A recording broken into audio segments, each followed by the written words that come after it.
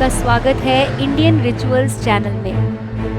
दोस्तों, Indian rituals channel में हम आपको दिखाएंगे भारतीय मान्यताएं, भारतीय संस्कृति तथा उससे जुड़ी कुछ अनसुलझी बातें और अनसुलझे रहस्य जो आपने कहीं नहीं देखे और कहीं नहीं सुने होंगे। तो दोस्तों, अगर आपने इंडियन रिचुअल्स चैनल को सब्सक्राइब नहीं किया है तो सबसे पहले इस चैनल को सब्सक्राइब कर लीजिए। हमारी इस वीडियो को लाइक कीजिए तथा अपने दोस्तों के साथ शेयर करना ना भूलें। आइए दोस्तों, जानते हैं कि कैसे हुई थी भगवान श्री राम की मृत्यु। दोस्तों, आप ये बात देखकर सोच रहे होंगे कि भगवान श्री राम की मृत्यु की बात कैसे हो सकती है, पर दोस्तों ये विधान तो परमपिता ब्रह्मा जी का ही बनाया हुआ है कि जो प्राणी इस पृथ्वी पर जन्म लेगा उसकी मृत्यु निश्चित है, चाहे वो कोई भी हो। भगवान विष्णु ने राक्षस रावण का वध करने के लिए पृथ्वी पर अपने मनुष्य रूप में श्री राम का अवतार लिया था और इस कारण उन्हें अपने शरीर को त्यागना ही था। उन्होंने अपने तरीके से अपने शरीर का त्याग किया था। भगवान श्री राम और उनके साथियों, जिनमें अवतार लेने वाले उनके तीनों भाइयों और उन सभी वानरों ने अपने शरीर का त्याग किस प्रकार किया था, आज हम अपने इस वीडियो में आपको बताएंगे। दोस्तों, आप रामायण की इस कहानी के बारे में तो जानते ही होंगे कि रावण का वध करने के बाद भगवान श्री राम अपना वनवास पूरा करके अयोध्या वापस आए तो अयोध्या नगरी के राजा बन गए और सुख पूर्वक रहने लगे। परंतु इसी बीच उनके राज्य के धोबी ने उन शब्दों से उन्हें दुविधा में डाल दिया था, जिसमें धोबी ने अपनी एक रात घर से बाहर रह रही पत्नी को अपने घर से बाहर निकालते हुए क्रोध में ये कह दिया था कि मैं राजा राम नहीं हूँ, जो किसी पराये घर में रहकर आई सीता को अपने साथ रख लूं। दोस्तों, भगवान राम जानते थे कि उनकी पत्नी देवी सीता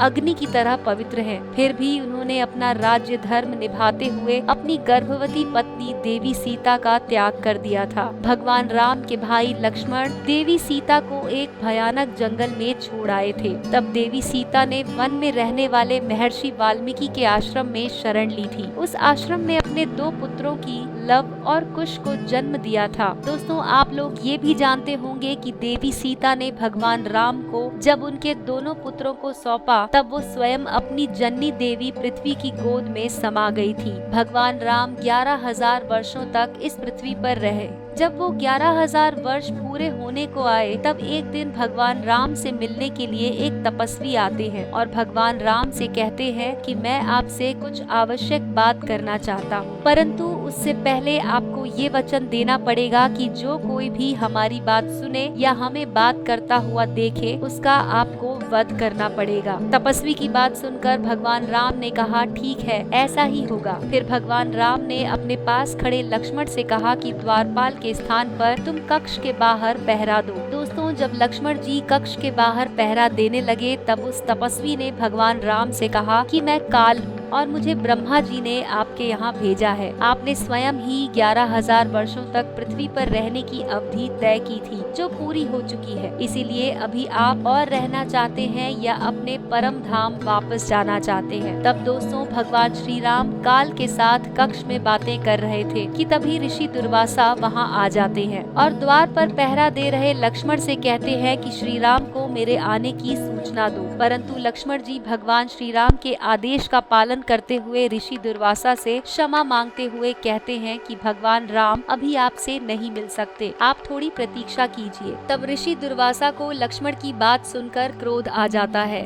और वो लक्ष्मण से कहते हैं कि श्री राम को मेरे आने की सूचना दो, नहीं तो मैं श्राप देकर राम, लक्ष्मण और भरत सहित इस राज्य का विनाश कर दूंगा। दोस्तों, दुर्वासा ऋषि की बात सुनकर लक्ष्मण जी ने सोचा कि ऋषि के श्राप से सभी का विनाश होने से अच्छा है कि अकेले उन्हीं की मृत्यु हो। ये निश्चय करके लक्ष्मण जी बातचीत कर रहे भगवान श्री राम के पास आते हैं और उनसे दुर्वासा ऋषि के आने का समाचार बताते हैं। भगवान श्री राम तपस्वी रूपी काल को विदा करके दुर्वासा ऋषि का सत्कार करते हैं। भगवान श्री राम ने काल को लक्ष्मण के सामने ये वचन दिया था कि जो कोई उनकी बात को सुनेगा या उन्हें बात करते हुए देखेगा उसका वे वध कर देंगे। अपने इस वचन से भगवान श्री राम परेशान हो जाते हैं, क्योंकि इस वचन के अनुसार उन्हें अपने भाई लक्ष्मण का वध करना था। तब ऋषि वशिष्ठ जी कहते हैं कि आप अपने दिए हुए वचन को पूरा करते हुए लक्ष्मण जी का त्याग कर दो, क्योंकि किसी भी साधु पुरुष का त्याग करना उसका वध करने के समान ही होता है। वशिष्ठ जी की बात सुनकर भगवान श्री राम लक्ष्मण जी का परित्याग कर देते हैं। राम के परित्याग कर देने के कारण लक्ष्मण जी वहां से आंसू बहाते हुए चले जाते हैं और सीधे सरयू नदी के तट पर जाकर आचमन करते हैं और हाथ जोड़कर अपनी संपूर्ण इंद्रियों को वश में करके अपनी सांस रोक लेते हैं। ये देख सारे देवता उन पर फूलों की वर्षा करते हैं और देवराज इंद्र उनके शरीर को साथ लेकर स्वर्ग में चले जाते हैं। लक्ष्मण जी के मृत्युलोक से चले जाने के बाद भगवान श्री राम ने भी मृत्युलोक को छोड़ देने का निश्चय किया। भगवान श्री राम का ये समाचार जानकर हनुमान, सुग्रीव सहित सभी वानर विभीषण